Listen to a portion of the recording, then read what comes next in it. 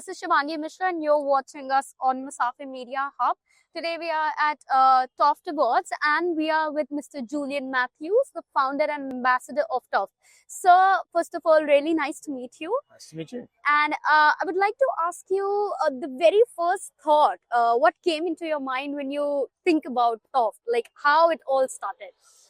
It was very simple. It started because I was running safaris right around the world, and I was sending people here to see Indian wildlife, and suddenly they decided that actually we wouldn't be able to see the most charismatic animal in the world, the tiger. And I said, that's ridiculous. I know how to save a tiger. We need to make it very valuable as opposed to make it valueless.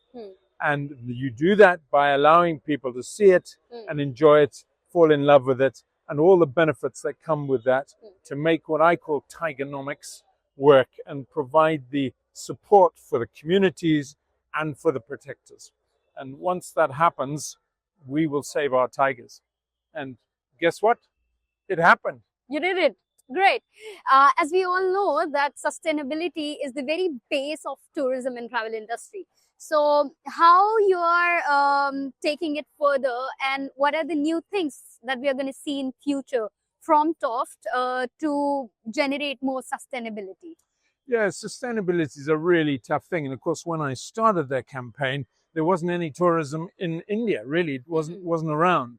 So I said to the authorities and the protectors and the National Tiger Conservation Authority, tourism is a critical conservation tool. Sadly, they didn't believe me, and they didn't want to believe me. And so, in fact, what do we have now is a situation in which we have got some of the benefits of nature tourism, but not all of them. And so we're now getting to a point where some of it is now unsustainable. And that is a shame, because actually I think if we had really put a strategy in place in the very early days and accepted that nature tourism was going to come and was going to be a tool for conservation, which I believe it is, a force for good, then we put in the strategies to do that. So we've still got a little way to go as a campaign, as an organization, in terms of convincing them to put now, let's look at the next 25 years. How are we going to rewild whole parts of India? All the areas which are now degraded are outside of the protected areas, which are now in very good shape.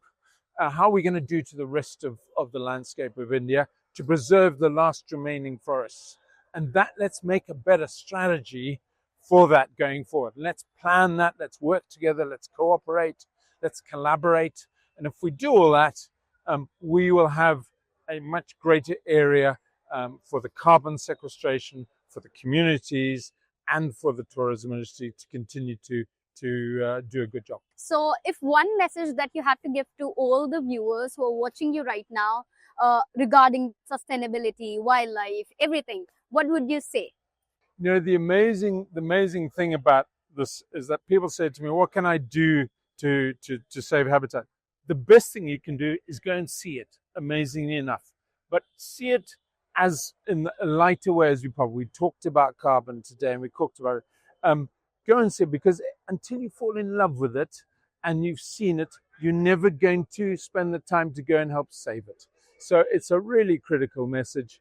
Go and enjoy it, fall in love with it, and then take that back home and start your journey in conservation and sustainability.